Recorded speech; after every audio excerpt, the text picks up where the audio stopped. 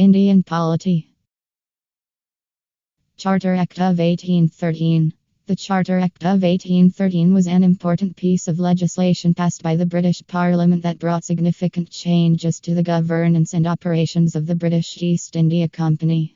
Here are some key points about the Charter Act of 1813. Trade monopoly.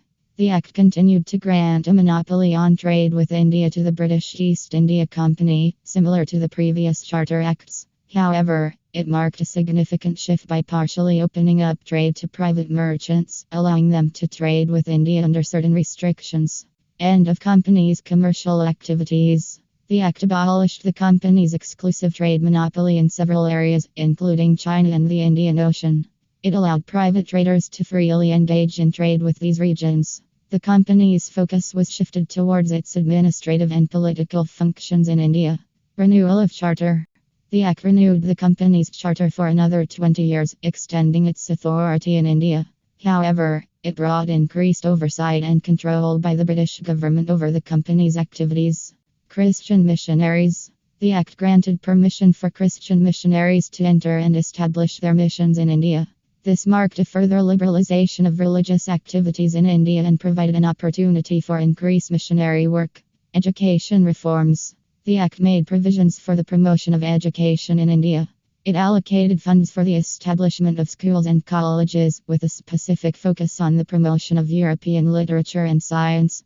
Control and supervision. The Act introduced several measures to increase the control and supervision of the company's activities.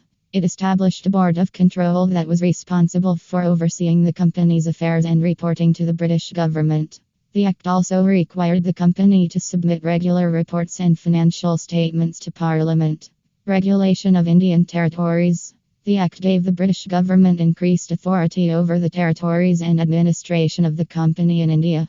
It provided for the appointment of the Governor-General and governors, who were directly appointed by the Crown and had more authority than their predecessors. Overall, the Charter Act of 1813 marked a significant shift in the governance of the British East India Company, reducing its commercial activities, increasing government control, and introducing reforms in education and missionary work in India.